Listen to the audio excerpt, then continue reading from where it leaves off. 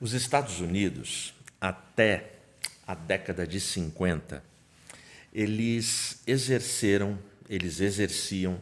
uma hegemonia e uma liderança mundiais. Os Estados Unidos eles eram reconhecidos como uma nação próspera, como o novo mundo. A América do Norte, ela nutriu em muitas gerações espalhadas pelo mundo o sonho americano, o sonho de crescimento, o sonho de prosperidade. E o mundo reconhecia alguns valores que eram marcas ali naquele país, os valores cristãos. Os pais fundadores dos Estados Unidos, eles iniciam aquele país e eles plantam, eles constroem um país firmado nos valores bíblicos. Os valores bíblicos que nortearam muitos projetos, muitos planos de governo, enfim, toda a expansão que aquele país teve. Independente das suas guerras internas, das suas revoluções, independente das lutas que travaram, foi um país que prezou, foi um país que defendeu, que expandiu, foi um dos países que mais enviou missionários pelo mundo em cima dos valores judaico-cristãos. Isso até a década de 50. A partir da década de 60, as coisas começam a mudar no cenário mundial e começa a mudança ali pelos Estados Unidos. É na década de 60 que nós temos a revolução sexual. E a revolução sexual, ela trazia o seu slogan sexo, drogas e rock and roll. Esse slogan que defendia esses três itens, ele se perpetuou até os nossos dias. Gerações e gerações de jovens abraçaram de forma veemente, de forma contundente, a filosofia do amor livre, do sexo livre, do sexo, drogas e rock and roll. Eram as coisas que importavam para uma vida feliz. Essa agenda que começa na década de 60, ela está mais ativa e mais presente do que nunca nos nossos dias. Você pode não perceber, mas essa agenda de uma guerra cultural, de uma agenda liberal, libertária, progressista, ela está mais atuante do que você possa imaginar. Bom, mas as coisas não pararam simplesmente em sexo, drogas e rock and roll.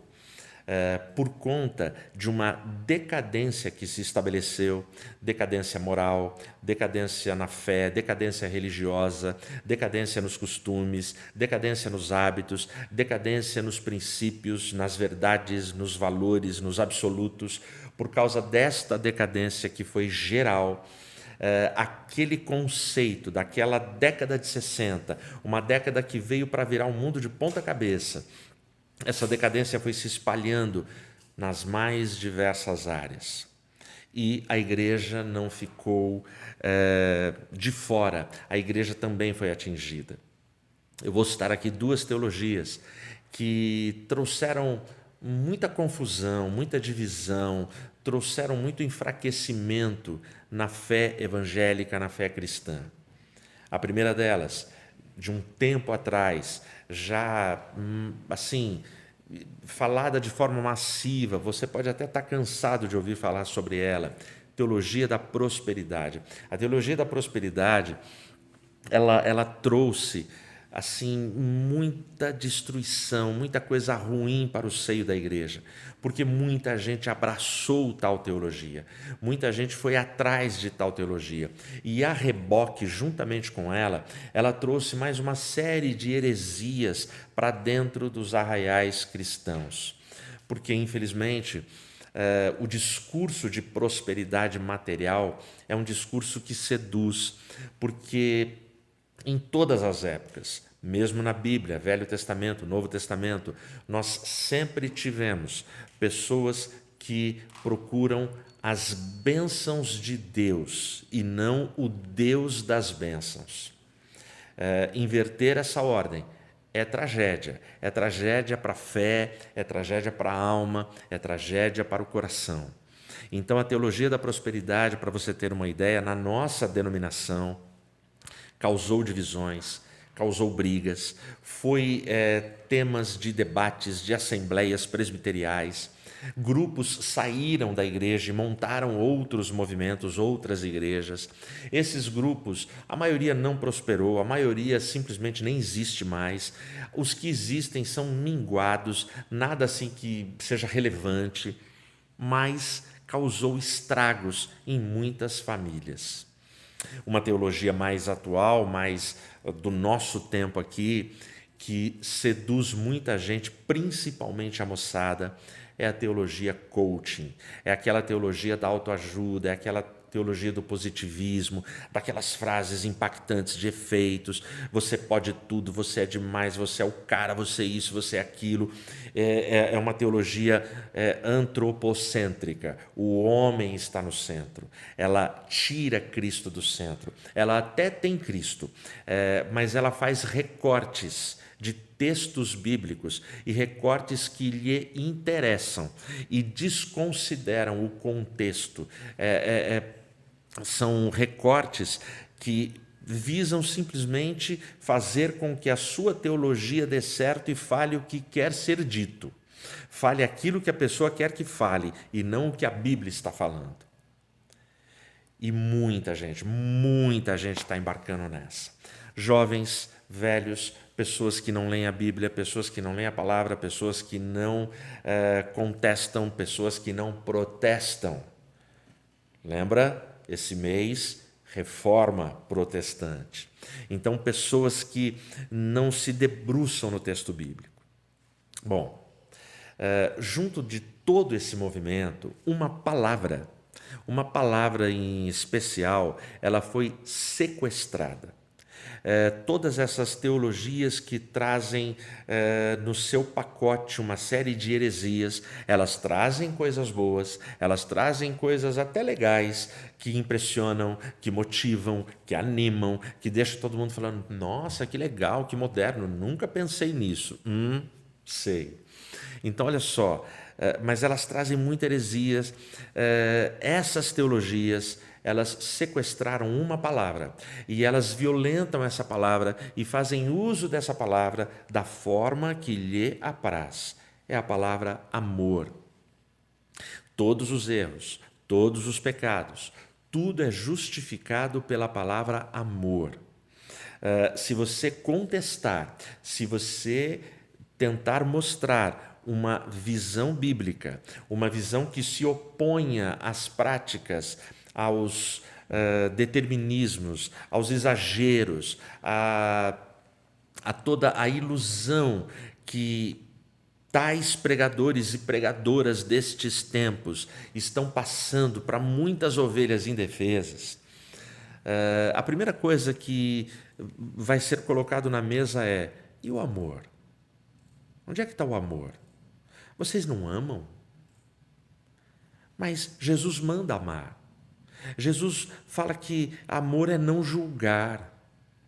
E aí, esse tipo de colocação, existem muitos argumentos onde o amor está lá como um escudo para defender as suas práticas. É meio que tentando emparedar você que pensa diferente. Esse é um amor. Ainda eu não cheguei no amor sem filtros. O que essas teologias e esse discurso atual, com essas pautas, tenta vender e impor para você é o amor com filtros. Para a gente entender, o pessoal usuário aí de Instagram, das redes sociais, sabe que essas plataformas disponibilizam filtros onde você pega a sua foto e deixa ela bem mais, entre aspas, bonita. E existe hoje já uma doença que está sendo tratada nos consultórios por médicos, psicólogos, psiquiatras, que o nome dado a ela é dismorfia do Instagram. O que é uma dismorfia? Dismorfia significa deformidade. E a ideia de dismorfia do Instagram é que o aplicativo que vai usar os filtros na sua foto, ele é que determina o que tem de defeito na sua foto. Então, o aplicativo automaticamente, ele vai entender que o seu cabelo não está legal, que você tem uma verruga, que você tem uma pinta, que você tem olheira, que o teu olho é torto, que o teu nariz é assim, é assado, o teu queixo, a tua pele não está boa, e ele trabalha, e aí você olha e fala, ficou lindo. E aí é onde a gente começa a ver um monte de gente no Instagram, no Facebook, que parece de porcelana, parece de plástico. Por que está acontecendo a dismorfia do Instagram? Porque as pessoas começam a ter resistência de participar de uma live, de uma reunião onde ela tenha que aparecer. Ela começa a ter resistência de aparecer em público, porque ela sabe que ela não é como aquela foto que ela está divulgando nas redes sociais. Então, ela gostaria de ter a beleza que o filtro conferiu a ela. Porque quando ela tira o filtro, aí as coisas ficam sem filtro. Bom, a gente tem um pastor na Bíblia, já avançado em idade, que ele escreveu uma carta para relembrar a sua comunidade da prática, da vivência, da experiência do amor sem filtros. Porque o amor sem filtros é o amor bíblico, é o amor completo, é o amor integral, é o amor que confronta. Esse pastor, ele estava cansado já dos influenciadores da sua época. Esse pastor estava cansado de ver influenciadores da sua época conquistando seguidores, ovelhas indefesas e tirando ovelhas indefesas das comunidades cristãs da sua época. Então esse pastor, ele escreve uma carta. E ele escreve com autoridade. Quando ele escreve, nós estamos nas 2 últimas décadas do século I. Ele já é bastante avançado em idade, ele tem experiência de vida. Esse pastor, ele era, naquele momento, o único dos 12 apóstolos que ainda estava vivo. Portanto, ele fala com autoridade apostólica. E essa carta é a menor carta do Novo Testamento. Se você está com a sua Bíblia, abre aí na 2ª carta de João. É o pastor João que vai falar para a gente sobre o amor sem filtros. Eu vou ler aqui, em nome de Jesus, os 3 primeiros versos para a gente refletir nesse texto, nessa carta, tão pequenininha, mas tão profunda no seu conteúdo. O presbítero, a senhora eleita e aos seus filhos, a quem eu amo na verdade, e não somente eu, mas também todos os que conhecem a verdade. Por causa da verdade que permanece em nós e conosco estará para sempre, a graça, a misericórdia e a paz da parte de Deus Pai e de Jesus Cristo, o Filho do Pai, serão conosco em verdade e amor. Feche seus olhos. Senhor, em nome de Jesus, peço a tua graça, a tua bênção e a tua misericórdia. Derrama sobre nós a tua unção e a tua direção. Fala conosco, Pai. Entra nos lares, entra nos corações que estão acompanhando essa transmissão nesse momento. Pai, nós precisamos, como geração eleita, como filhos que foram restaurados, que foram renovados, que foram resgatados das trevas, nós precisamos, Pai, viver intensamente um amor sem filtros, um amor sem maquiagem, um amor sem máscaras. Nos ajuda, Senhor, a compreendermos um pouquinho esta porção das Escrituras. Em teu nome eu oro. Amém. A primeira coisa que João ensina para a gente é que o amor é a verdade. Se você prestou atenção nesse início, esses 3 primeiros versos, eles registram a saudação de João, que é uma característica de toda a carta no Novo Testamento. Cartas, elas pedem uma saudação inicial. Você, quando escrevia cartas de amor no seu namoro, você, quando mandou mensagens, você começa cumprimentando. E é o que João faz. João, ele cumprimenta. E ele usa aqui nesses 3 versículos uma associação proposital entre amor e verdade. Amor e verdade. Amor e verdade. Então, João, ele já começa dando esta ênfase. O amor é a verdade. Por que é que João começa dessa forma? Por que é que ele tem esta preocupação? O que é que João está combatendo? Ele está combatendo líderes gnósticos, o gnosticismo.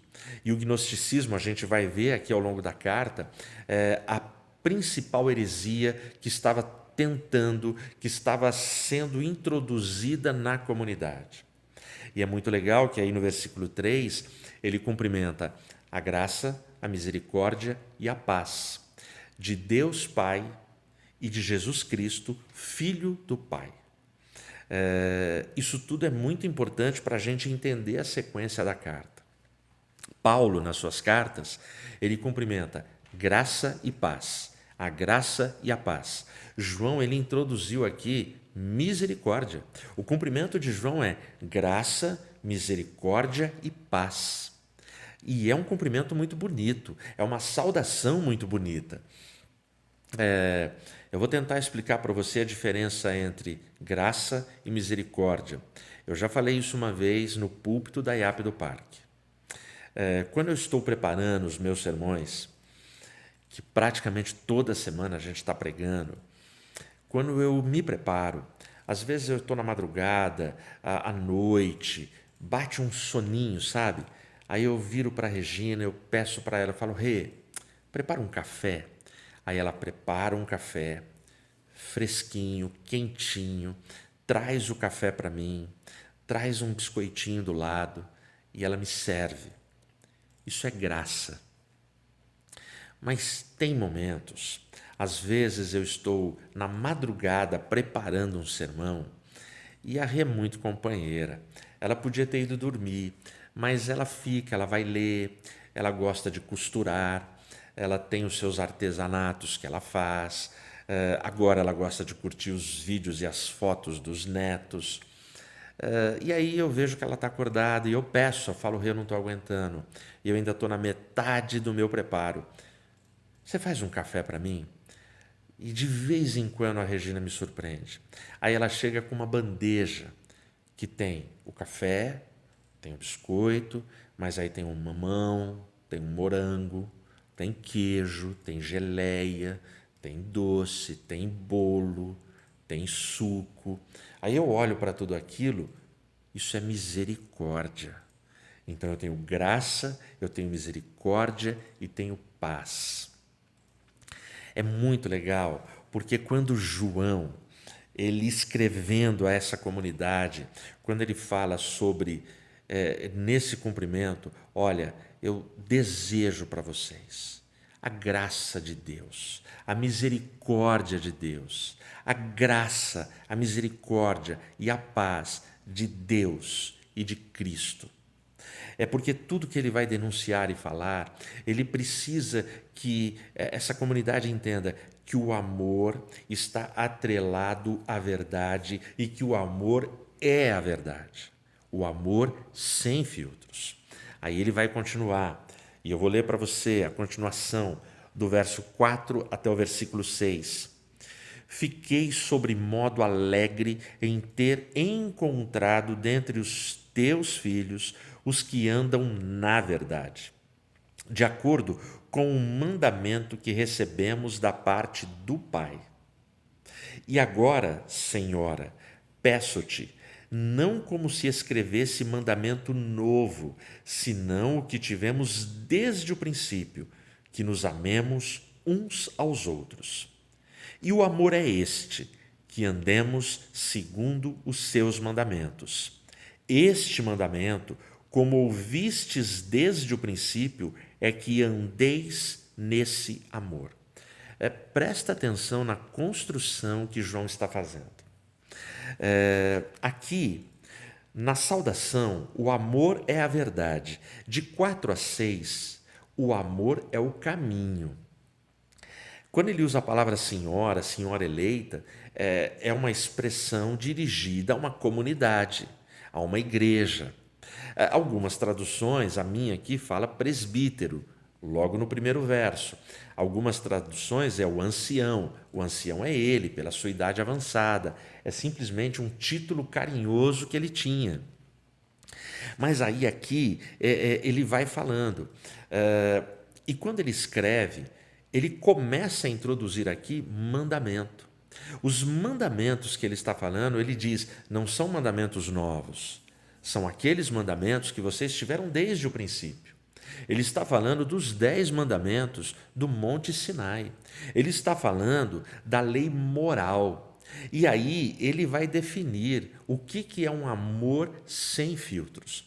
Qual é o amor sem filtros? Qual é a base desse amor? Ele deixa muito claro aqui. O versículo 6, eu vou ler de novo. E o amor é este, que andemos segundo os seus mandamentos. Ele define. Ele não deixa margem para erro. E é muito legal a palavra que João ele escolhe, é a palavra andar. Por isso eu afirmo, o amor é o caminho. Vocês precisam de amor. A insistência dele do versículo 1 até o versículo 6 é que eu não posso abandonar a caminhada, eu não posso abandonar o amor. O amor é o caminho. E que amor é esse? É andar nos mandamentos de Deus. Olha só, o amor é este, que andemos segundo os seus mandamentos. Este mandamento, como ouviste desde o princípio, é que andeis nesse amor. Então, ele faz aqui um trocadilho. Ele fala que o amor é andar nos mandamentos e que esse mandamento é andar nesse amor. Ele está reforçando a ideia dele. E por 2 vezes ele usa a palavra andar. Eu estava lendo de um fisioterapeuta e ele explica que andar não é senão uma sucessão de quedas onde a gente se equilibra, se levanta e não cai. E é verdade, porque nós andamos em 2 pernas e andar em 2 pernas pede equilíbrio. Por isso que a gente fica muito emocionado quando o nosso filhinho que nasce, começa a gatinhar. Quando ele dá o primeiro passinho, a gente fala, ele está andando, ele deu o primeiro passo. E aí ele dá 1 passinho e cai. Aí daqui a pouco ele dá 3 passinhos e cai. Daqui a pouco ele já está dando 5, daqui a pouco está andando pela casa inteira. Agora há pouco, antes de começar essa transmissão, a Regina filmou o Joca, o meu neto, e a gente aqui na sala, eu, Matheus e Tauane, demos muita risada. Por quê? O Joca está andando na sala nossa e ele vai andando e cai. Mas ele não cai sentado. Ainda bem que tem tapete na sala. Ele cai e vai de costa e bate a cabeça, não chora. Ele levanta, continua sorrindo e continua andando, porque ele quer andar. Então, o andar é uma sucessão de quedas que não se confirmaram, porque a gente se equilibrou. Mas esse fisioterapeuta ele diz mais. Ele diz que o ato de andar é sublime porque andar tem um propósito. Você anda porque você quer atingir um alvo, você quer chegar a algum lugar. João, propositalmente, ele usa a palavra andar aqui quando ele fala do amor e explica que amor é a prática, a obediência aos mandamentos e que este mandamento é andar neste amor. Portanto, a ideia de João é, o amor é a verdade. Se ele é a verdade, ele é o caminho. Eu preciso andar nesse amor. E andar tem a ideia de uma vida inteira. Eu vou andar. É todo dia, é toda hora, independente de onde eu vá, eu ando na prática desse amor? E como é que eu pratico esse amor e demonstro esse amor?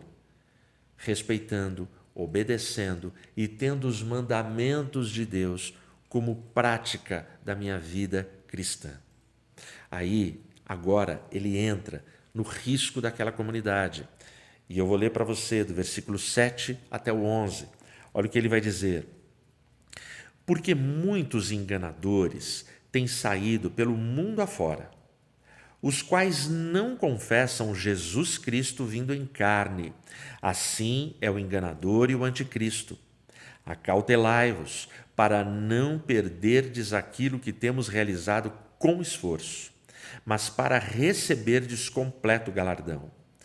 Todo aquele que ultrapassa a doutrina de Cristo e nela não permanece, não tem Deus. O que permanece na doutrina, esse tem tanto o Pai como o Filho. Se alguém vem ter convosco e não traz esta doutrina, não o recebais em casa, nem lhe deis as boas-vindas, porquanto aquele que lhe dá boas-vindas faz-se cúmplice das suas obras más. Portanto, o amor é a verdade. Aí a gente chega aqui nessa segunda parte, que o amor é o caminho. Nessa terceira parte, nesse bloco, o amor é o limite. O amor nos dá limites. Não é esse papinho do amor com filtros, aquela coisa que você pode tudo. Não, não é bem assim. Negativo. O amor, ele é limite. Ele é o nosso limitador. Porque todos nós precisamos de limites. Eu vou usar uma expressão que muitos aí devem ter ouvido falar, mas eu não vou entrar em nomes. A gente tem uma geração de pregadores, caras competentes, caras eloquentes, caras de uma cultura, diria até invejável em alguns aspectos. Mas aí você ouve desses caras que a Bíblia precisa ser atualizada. Um desses caras se tornou famoso pela polêmica que a sua fala gerou. E por que a coisa se tornou assim comentada? Pela fama que esse cara tem, pelo número de seguidores que ele tem. Mas ele não está sozinho. No clube dele, nessa visão de que a Bíblia precisa ser atualizada, tem muitos outros pregadores anônimos com o mesmo tipo de ideia, defendendo que alguns valores bíblicos estão ultrapassados, já caíram para essa sociedade. E por que os caras querem atualizar a Bíblia? Por causa do amor com filtros. Porque os caras não suportam o amor sem filtros. O amor sem filtros mostra que o amor é a verdade, que essa verdade são os mandamentos de Deus, que é o caminho, e mostra que este amor nos dá limites. Porque os caras hoje, eles não têm mais coragem de falar que pecado é pecado. E juntamente com esses caras, líderes e cristãos em muitas igrejas abraçam esse mesmo conceito e filosofia com medo de se queimarem. Essa é a explicação. A gente não pode ferir, a gente não pode isso, a gente não pode aquilo. Jesus, ele não perdeu nenhuma audiência. Jesus, as audiências que não quiseram ouvi-lo, não ouviram, mas ele não negociou a palavra, ele não negociou o seu discurso. Quando o moço rico se entristece, baixa a cabeça, vira as costas e sai, o texto para por aí. O texto não diz que Jesus correu atrás, que Jesus olhou para ele e falou: não é bem assim. Não. Jesus falou o que tinha que falar para aquele cara. Se ele voltou depois ou não, o Evangelho não registra. A gente não sabe. Portanto, a missão minha e sua de igreja é entender que o Evangelho tem que ser proclamado na sua pureza e inteireza bíblica. Quando eu digo que o amor é limite também para a gente, olha só o versículo 9. Todo aquele que ultrapassa a doutrina de Cristo e nela não permanece, não tem Deus. Mais uma palavra pesada que o discípulo do amor está colocando nessa carta. A palavra amor todo mundo gosta, mas quando entra a palavra mandamento, opa, será que vale? Será que não foi abolido na cruz? Aí ele coloca aqui a palavra doutrina, a doutrina de Cristo. E qual era a doutrina de Cristo? Cristo obedeceu. Profetas, salmos, Torá, Cristo obedeceu. Cristo, ele é muito claro, eu não vim abolir a lei, mas eu vim cumprir. E até que céu e terra passem, nenhum jota ou um tio se omitirá da lei. Cristo é muito claro. Agora, a ideia desse discurso e dessa pregação é que tudo isso só tem valor temperado com amor. Mas a firmeza de João aqui é incrível. Olha o radicalismo dele, e tem muita gente que não se sente confortável com o que João escreveu. E aí os caras torcem, tentam fazer interpretações. Não foi bem isso, não, foi isso. Aí a maioria dos bons intérpretes entendem que João aqui foi radical. Olha a posição dele no versículo 10. Se alguém vem ter convosco e não traz essa doutrina, qual doutrina? A doutrina de Cristo. Olha o que ele diz: não o recebais em casa, nem lhe deis as boas-vindas. A história da igreja cristã registra que, e são documentos muito respeitados, que João, na sua época, quando ele ia usar e ele ia participar de banhos públicos, que eram construções onde só entravam homens para tomar banhos públicos, João, ele se certificava. Quando ele chegava nesses locais, ele perguntava: por acaso Cerinto está aí? Se Cerinto estivesse, ele não entrava. Se Cerinto estivesse no lado da rua, ele ia para o outro lado. Se ele estivesse no sul, ele ia para o norte. Se ele estivesse no norte, ele iria para o sul. Porque João não queria papo com esse cara. Quem era Cerinto? Se você procurar, você encontra. Ele não está na Bíblia, mas Cerinto era um dos principais líderes do gnosticismo na época de João. Então João, quando ele usa de radicalismo, ele está dizendo que na vida dele ele deu esse testemunho. Tem caras com os quais não dá para ter conversa, não dá para ter comunhão. Então aqui o limite é esse. E aí ele explica por que no final, no versículo 11: porquanto aquele que lhe dá boas-vindas faz-se cúmplice das suas obras más. Foi Martin Luther King que falou o seguinte: não me assusta o grito dos maus. O que me assusta, o que me apavora, o que me preocupa é o silêncio dos bons. Exatamente. Então, não dá para eu me fingir de amiguinho com caras que afrontam a palavra, afrontam a Bíblia. E qual é o grande pecado desses hereges? Qual era a confusão deles? Eles negavam que Cristo tinha vindo em carne. Os gnósticos aqui, eles defendiam que um espírito do além se incorporou em Cristo no batismo e que na morte saiu dele. Nada a ver com o que a Bíblia nos revela. O Verbo se fez carne e habitou entre nós. É isso que João revela no seu evangelho. Então esse tipo de heresia trazia a ideia que o que importa é o espírito e a matéria não tem valor. Se a matéria não tem valor, cara, aproveita a vida, faz o que você quiser. Era esta filosofia que estava sendo introduzida na igreja naquele momento. E aí João, ele vem falar sobre o amor, que o amor é a verdade, que o amor é o caminho e que o amor é o limite. E por que ele é o limite? Para o nosso bem, para que eu não caia num precipício, que eu não me perca. E aí ele termina e fecha a carta dele nos 2 últimos versículos. Ainda tinha muitas coisas que vos escrever, não quis fazê-lo com papel e tinta, pois espero ir ter convosco e conversaremos de viva voz, para que a nossa alegria seja completa. Os filhos da tua irmã eleita te saúdam. Ou seja, os filhos da tua irmã eleita, ele está falando de uma outra igreja, de uma outra comunidade, da qual ele está escrevendo para esta. Mas Vamos lá. Livros, documentos, textos são importantes. São tão importantes que Paulo aos Romanos 15:4 vai dizer: tudo que antes foi escrito, para o nosso ensino foi escrito, para que pela paciência e perseverança nas Escrituras a gente possa ter esperança.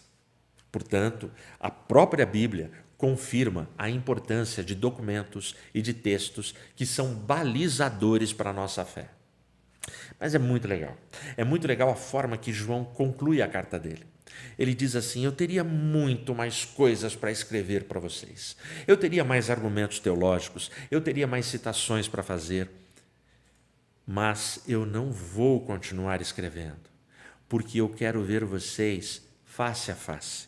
Eu quero estar presente, eu quero estar aí com vocês. João não enfrentou a pandemia que nós estamos enfrentando, mas essas palavras de João revelam a importância do presencial. Portanto, o amor é o caminho, o amor é a verdade, o amor é limite e o amor é comunhão. Aqui João está falando da importância do presencial e da comunhão.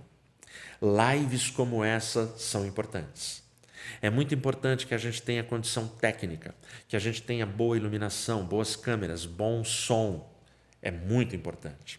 É muito importante que nós tenhamos qualificação para fazermos ótimas transmissões, vídeos excelentes, efeitos excelentes. Tudo isso é muito importante. Mas nada disso substitui o presencial. O presencial é fundamental na vida do cristão. A gente não pode perder a nossa sede, a nossa necessidade, o nosso desejo de encontrar os nossos irmãos, membros do corpo de Cristo.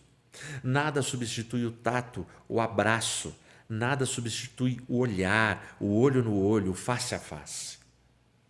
Está chegando a hora que a gente vai poder se reunir de novo, porque o amor sem filtros indica uma igreja comunitária, indica uma igreja que se vê, uma igreja que se reúne para celebrar ao Senhor. Mas Deus está em todo lugar? Está. Deus está em todos os lugares. Deus habita em mim, mas o Deus que está em todos os lugares e que habita em mim vai dizer aos hebreus: não abandoneis a vossa congregação.